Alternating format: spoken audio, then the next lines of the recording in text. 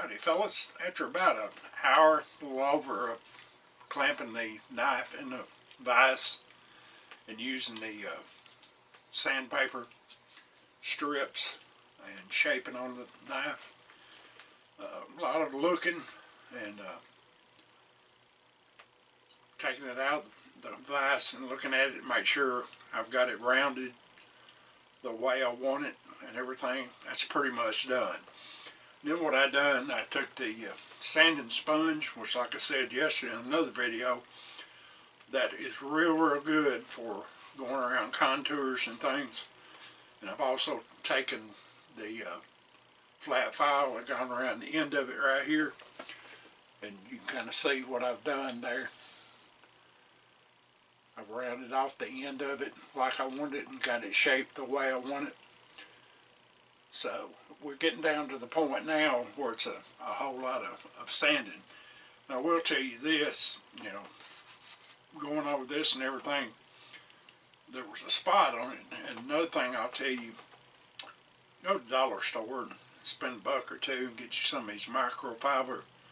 They're about the size of a washcloth, because when you get into the point I'm in now where you're sanding, you'll run your finger over that sawdust on, and you'll think, oh man, that feels smooth. But you take this cloth and go over it and wipe all that sawdust off and then feel it. You can actually get where you can feel how smooth you've got that. And one thing I did, I was doing a little sanding with the block here, just more or less just tinkering around a little bit.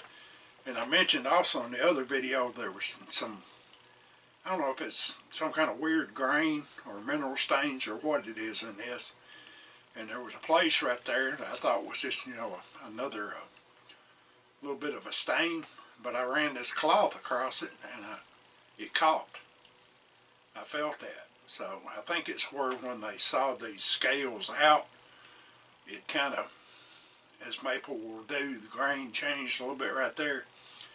And it kind of split that a little bit, so I'm going to have to do a little more sanding on it than I intended to with probably 80, 120 grit sandpaper, and kind of work some of that out. And I'll have to sand on the other side too to keep it even and everything. So that'll add a little bit of time to it, but that's, you know, I've got plenty of time, as much as the good Lord lets me have. And just I'll work on that.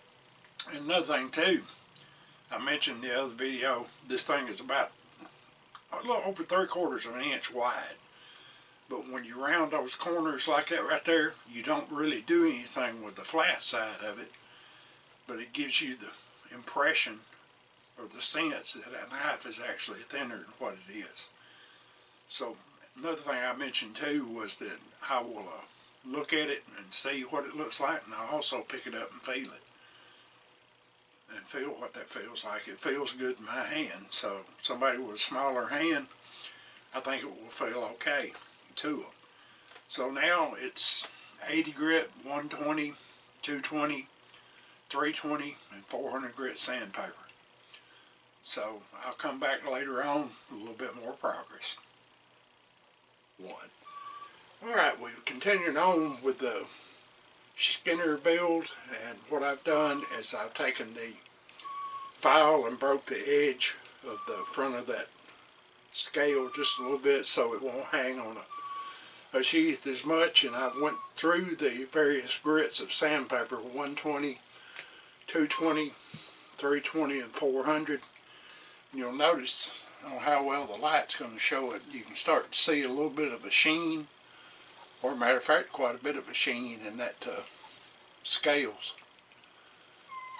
And then also this time I went just a little bit further than 400. I had some worn 400 that I went on that and made it even smoother. And I told you a good thing to have is a good tack cloth, and this inexpensive microfiber washcloth type deal works real well to get that sawdust off your scales, so when you feel it, you know, you'll feel it with sawdust on and say, man, that feels smooth, but when you get it off, you say, man, that's a little bit rough, I need to go a little more.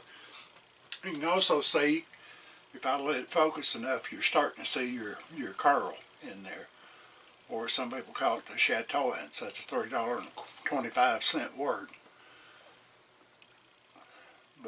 that's what it looks like after a little bit of judicious sanding. I'd say maybe hour and a half, 2 hours with the various grits of wiping. And another good thing to have over here to my right is no banker's lamp that I turn the shade up on. You may notice a little bit brighter back here.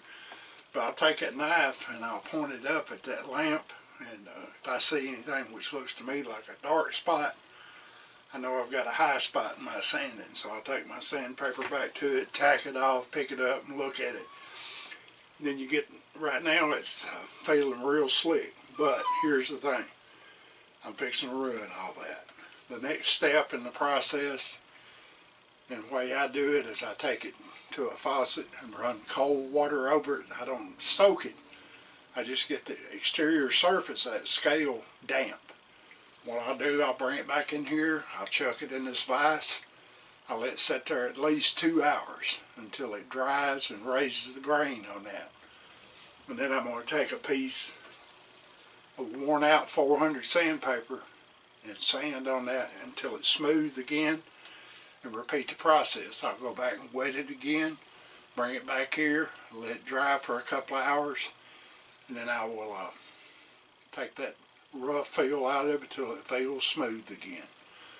So that's where we're at so far. We'll come back in another video. We'll be ready to start staining. Thank you for watching. Keep your powder dry. Mind your top knot, Bill.